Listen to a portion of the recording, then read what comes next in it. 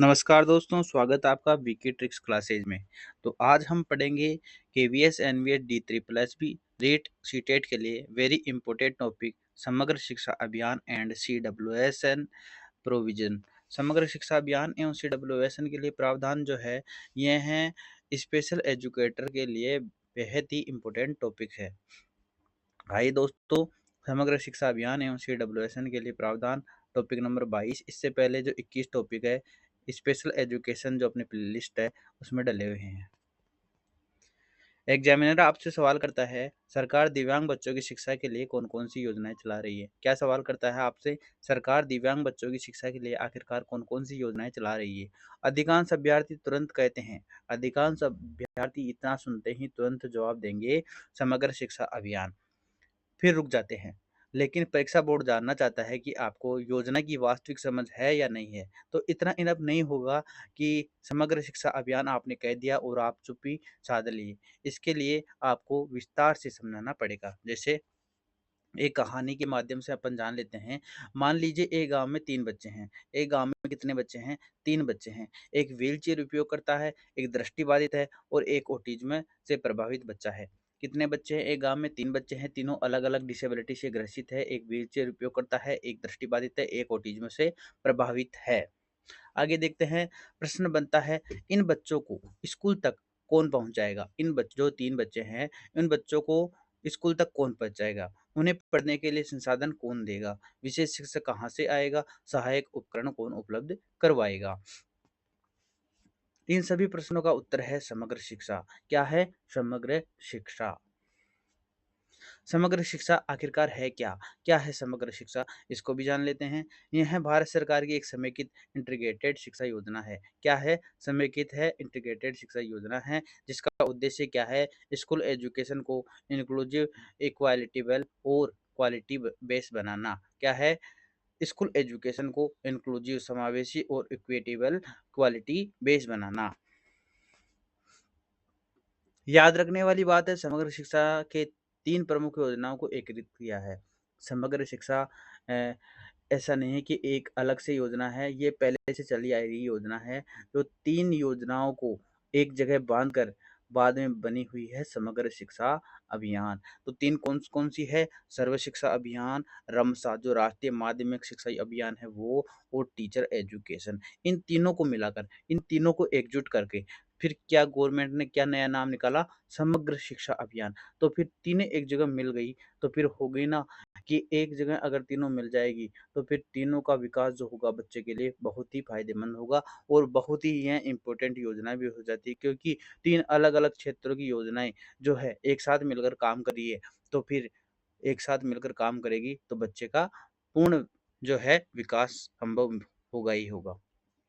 तो सर्व शिक्षा अभियान और राष्ट्रीय माध्यमिक शिक्षा अभियान जो रमसा है वह, और टीचर एजुकेशन, यह तीनों मिलकर क्या कर रहे हैं? समग्र शिक्षा अभियान के रूप में कार्य कर रहे हैं।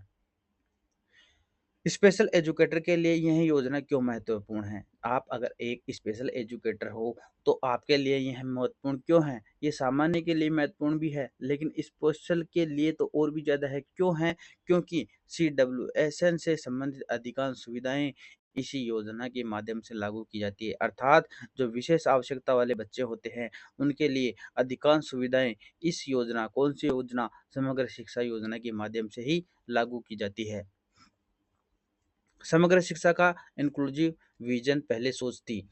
समग्र जो शिक्षा अभियान है उसका समावेशी जो विजन है, समावेशी दृश्य है, उसकी पहले क्या सोच थी कि बच्चे को स्कूल तक लाओ। क्या थी? कि बच्चों को क्योंकि बच्चे स्कूल में आ ही नहीं पा रहे थे, बच्चों को स्कूल में लाओ कैसे भी करके। और अब क्या सोच है? बच्चे स्कूल तक तो आ रहे हैं, बच्चे स्कूल तक आ भी जा रहे हैं, लेकिन बच्चे को स्कूल में सफल भी बनाओ, बच्चे को स्कूल में सफल भी बनाओ।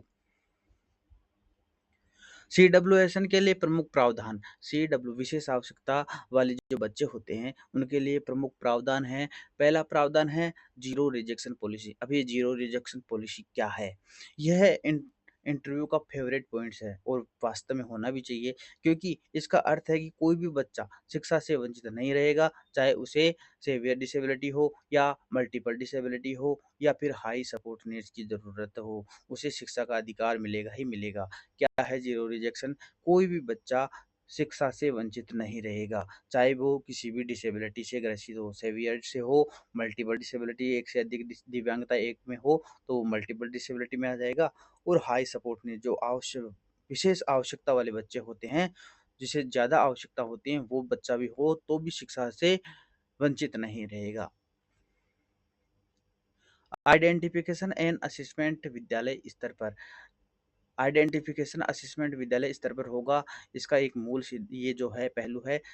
कैसे आइडेंटिफिकेशन कैसे करेंगे? स्क्रीनिंग करके आइडेंटिफिकेशन करेंगे और असेसमेंट करेंगे, बच्चे का जो है मूल्यांकन करेंगे। उद्देश्य इससे क्या होगा? बच्चे की वास्तविक आवश्यकता जानना कि बच्चा में जो डिसेबिलिटी है उसके निदान के लिए क्या आवश्यकता है, वो बच्चा किस कैटेगरी में आ रहा है, उसकी जो शिक्षा में नीड्स है वो क्या-क्या है। आगे देखते हैं होम बेस्ड एजुकेशन। एचबी की फुल फॉर्म भी पूछ सकते हैं। एचबी की फुल फॉर्म क्या है या एचबी से आप क्या समझते हो? एचबी के आप एक उदाहरण दीजिए। तो होम बेस्ड एजुकेशन अगर माइंड कॉन्सेप्ट क्लियर रहेगा तो आप तुरंत उसका उत्तर दे पाओगे। एचबी होम बेस्ड एजुकेशन कुछ बच्चे इतने गंभीर रूप से प्रभावित होते हैं कि नियमित विद्यालय जाना संभव नहीं होता। वास्तव में देखा जाता है कि डिसेबल बच्चे कोई-कोई ऐसे बच्चे भी होते हैं वो जो इतने अक्षमता होती है उनमें कि वो विद्यालय नहीं जा पाते। तो ऐसे बच्चों के लिए होम बेस्ड एजुकेशन उपलब्ध कराई जाती है। किनके लिए? सेवियर मल्टीपल डिसेबिलिटी वाले, हाई सपोर्ट्स नीड्स वाले। यह बहुत महत्वपूर्ण इंटरव्यू पॉइंट है कि आप होम बेस्ड एजुकेशन किसको देंगे?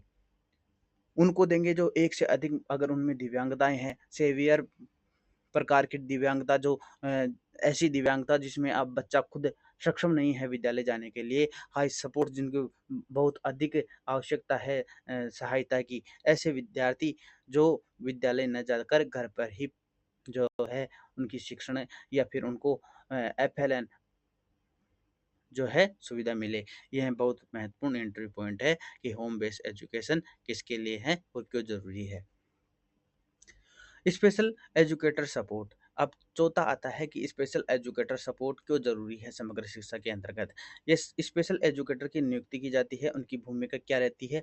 असेसमेंट, अगर वो स्पेशल एजुकेटर है तो असेसमेंट करेगा, आईईपी करेगा, जो है व्यक्तिगत एजुकेशन प्लान बनाएगा और रिसोर्स सपोर्ट करेगा, पेरेंट्स काउंसलिंग करेगा, जो बच्चे के माता पिता हैं उनको भी सहानुभूति और सहायता प्रदान करेगा और टीचर गाइडेंस, एक शिक्षक के रूप में भी वो जो है गाइड करेगा। असिस्टिव डिवाइस, सहायक उपकरण क्या-क्या है और सहायक जो उपकरण में कौन-कौन से आते हैं, सरकार उपलब्ध कौन-कौन से करवाते हैं। तो लो विज़न एड्स, जो अल्प दृष्टि वाले बच्चे होते हैं उनको लो विज़न एड्स देंगे और जो उनको व्हाइट छड़ी देंगे, व्हाइट केन के नाम से भी जानते हैं। जो चलने-फिरने में अक्षम हैं उनको व्हीलचेयर देंगे, जो सुनने में अक्षमता है उनको हियरिंग एड देंगे, जो देखने में अक्षम है उनको ब्राइल मटेरियल देंगे। उद्देश्य क्या है? एक्सेसिबिलिटी बढ़ाना, सबके लिए पहुँच बढ़ाना। बैरियर फ्री एक्सेस क्या है? बैरियर फ्री एक्सेस है कि बाधा मुक्त जो पहुँच है वो कैसे दूर हो? तो विद्यालय में रैंप, अगर जो बच्चा चलने में फिरने में डिसेबल है तो उस बच्चे के लिए सीढ़ियों के साथ-साथ रैंप भी होगा, एक्सेसिबिलिटी टॉयलेट होगा। अर्थात जैसे जो ग्राउंड फ्लोर है उसके ऊपर ही टॉयलेट बनाया जाए। ये नहीं कि आप ग्राउंड फ्लोर में टॉयलेट नहीं है और फर्स्ट फ्लोर, सेकंड फ्लोर तो वो कैसे चढ़ेगा? उसको जल्द अगर जल्द वो सुविधा लेना चाहे तो वो कैसे जा पाएगा? वाइड डोर्स होंगे, हैंड हैंड राइल्स होंगे, बनाने पर जोर दिया गया है। Transport and escort allowance allowance transport and escort allowance कैसे करेंगे? बहुत कम अभ्यर्थी हैं बताते हैं, कुछ राज्यों में ट्रांसपोर्ट सपोर्ट भी है। जैसे बच्चा कोई दिव्यांग बच्चा है, वो एक शहर से दूसरे शहर में जाना चाहता है, तो उसके लिए स्पेशल जैसे बसों में आज भी लागू हो रखा है, जो बच्चों बसों में हैं जो डिसेबल बच्चे होते हैं या डिसेबल जो दिव्यांगजन होते हैं, उनके लिए अलग से सीट या अलग से जो बस में चढ़ने के लिए सुविधा होती है, तो वो ट्रांसपोर्ट सपोर्ट होती है। एक्सकोर्ट अलाउंस भी उपलब्ध कराया जाता है। Resource room. अब रिसोर्स रूम क्या है? यह एक इंक्लूसिव स्कूल में विशेष सहायता हेतु रिसोर्स रूम स्थापित किए जाते हैं। वहाँ उपलब्ध होते हैं रिसोर्स रूम में क्या-क्या TLM, teaching learning material, education material, assistive technology, जो सहायक तकनीकी उपकरण होते हैं वो भी। रिसोर्स रूम के माध्यम से आजकल क्या है कि बच्चे सीखने में बहुत ज़्यादा सहायता बच्चों को मिलने लगी है। रिसोर्स रूम से वो जाके रिसोर्स करते हैं और उन रिसोर्स करने के लिए उनको एक उपकरण जो चाहिए होते हैं वो वहाँ पर उपलब्ध होते हैं। पेरेंट्स काउंसलिंग मतलब जो बच्चों के माता-पिता हैं, उनको एक सुविधादाता के रूप में, एक सहानुभूतिकर्ता के रूप में आप उनको गाइड कीजिए कि बच्चे की क्या जो है अक्षमता है और उसको कैसे ठीक किया जा सकता है और आप कैसे इस बच्चे की आगे देखभाल कर सकते हो। तो यह योजना केवल बच्चे पर नहीं, परिवार पर भी ध्यान देती है। उद्देश्य की अवेयरनेस, जागरूक कैसे करोगे? पार्टिसिपेशन, आप हर बच्चे की हरकतों पर कैसे अपनी भागीदारी दोगे? होम सपोर्ट कैसे दोगे? आगे देखते हैं टीचर ट्रेनिंग। टीचर ट्रेनिंग बहुत ही इम्पोर्टेंट है और ये आजकल जैसे सीटेट के माध्यम से भी लागू होगी कि हर जो शिक्षक है उसको सीटेट पात्रता करनी होगी। कोई से भी स्टेट में हो आप टेट पात्रता करोगे तभी टीचर लगोगे। तो टीचर ट्रेनिंग जब सबसे मजबूत पहलू है कि आप जिस फील्ड में जा रहे हो तो उस फील्ड की नॉलेज तो आपको होनी चाहिए कम से कम। तो इंक्लूसिव एजुकेशन तभी सफल होगी जब शिक्षक प्रशिक्षित होगा। आप एक स्पेशल बच्चे को तभी हैंडल कर पाओगे जब आप एक ट्रेनिंग की होगी आपने। आप बच्चे को हैंडल करने के शिक्षण जो है प्राप्त कर चुके होगे। ऐसा नहीं कि हर कोई आ रहा है और बच्चे को समझ रहा है। बच्चे को समझने के लिए उनकी गतिविधियों से परिपक्व होना पड़ेगा पहले आपको। तो टीचर ट्रेनिंग बहुत ही इम्पोर्टेंट टॉपिक है और इंक्लूसिव एजुकेशन तभी सफल होगा, समावेशी शिक्षा जभी सफल होगी जब शिक्षक क्या होगा? प्रशिक्षित होगा। इसलिए capacity blind capacity blinding inclusive pedagogy training पर विशेष ध्यान दिया जाता है। इंटरव्यू केस स्टडी देख लेते हैं। सिचुएशन है, एक बच्चा है सेरेब्रल पाल्सी से प्रभावित है। एक बच्चा है सेरेब्रल पाल्सी जो मांसपेशियों से संबंधित है, उससे प्रभावित है। विद्यालय में आने में कठिनाई होती है और उस बच्चे को क्या है? सेरेब्रल पाल्सी है, जैसे मांसपेशियों से संबंधित विकार है और वो बच्चा क्या है? विद्यालय में आने में उसको कठिनाई हो रही है। आप एज ए स्पेशल टीचर हो तो आप क्या करोगे? तो क्या करोगे? असेसमेंट करोगे, असिस्टिव डिवाइस रिकमेंडेशन करोगे उसके लिए। सहायक उपकरण उसके लिए जैसे विद्यालय में अगर कोई नहीं है तो उसको रिकमेंडेशन करोगे। पेरेंट्स अ, पेरेंट्स कोऑर्डिनेशन करोगे। पेरेंट्स कोऑर्डिनेशन अर्थात माता-पिता को एक सुविधादाता के रूप में आप समझाओगे। ट्रांसपोर्ट सपोर्ट इन्फॉर्मेशन दोगे, जो भी उसके आवागमन के लिए सुविधा है वो भी करवाओगे। आईईपी डेवलपमेंट करोगे। यही समग्र शिक्षा का ग्राउंड लेवल इम्प्लीमेशन है। क्या है? ग्राउंड लेवल ज़मीनी स्तर पर क्या है? कार्य करने का एक रूपरेखा है। एसएसए वर्सेस समग्र शिक्षा, दोनों में क्या अंतर है, क्या समानताएँ हैं वो देखते हैं, सर्व शिक्षा अभियान में और समग्र शिक्षा अभियान में। तो पहले सर्व शिक्षा अभियान है, एसएसए एलिमेंट्री लेवल पर, ये प्राथमिक लेवल पर ये लागू हो जाता है, जबकि समग्र शिक्षा क्या है? प्री प्राइमरी से सेकेंडरी तक है। सर्व शिक्षा अभियान का सीमित दायरा है, जबकि समग्र शिक्षा अभियान का व्यापक दायरा है। सर्व शिक्षा अभियान केवल प्राथमिक शिक्षा के लिए है, समग्र शिक्षा अभियान संपूर्ण स्कूली शिक्षा के ऊपर आधारित है। इसमें अलग योजनाएं होती हैं, जबकि समग्र शिक्षा अभियान में इंटीग्रेटेड स्कीम होती है। अब देखते हैं इंपॉर्टेंट क्वेश्चंस, जो भी हमने पढ़ा है उसके आधार पर, उस टॉपिक के आधार पर जो क्वेश्चन बनते हैं उनको एक जगह ले आए हैं। समग्र शिक्षा क्या है? क्वेश्चन आता है, समग्र शिक्षा आखिरकार है क्या? तो स्कूल एजुकेशन की समेकित योजना, स्कूल एजुकेशन की समेकित योजनाएं क्या है? समग्र शिक्षा अभियान है। जीरो रिजेक्शन पॉलिसी क्या है? जीरो रिजेक्शन पॉलिसी क्या है? कोई भी बच्चा शिक्षा से वंचित नहीं रहेगा। होम बेस्ड एजुकेशन किन बच्चों के लिए है? Home based education severe and multiple disability वाले बच्चे होते हैं, जो सेवियर कैटेगरी में और मल्टीपल जिनमें एक से अधिक दिव्यांगताएं होती हैं, वो वाले बच्चे वो होम बेस्ड एजुकेशन बच्चों में आते हैं। समग्र शिक्षा में स्पेशल एजुकेटर की क्या भूमिका है? तो असिस्मेंट करने के लिए, आईईपी बनाने के लिए, काउंसलिंग करने के लिए और इंक्लूसिव सपोर्ट देने के लिए एक एक स्पेशल एजुकेटर समग्र शिक्षा में बहुत ही महत्वपूर्ण है।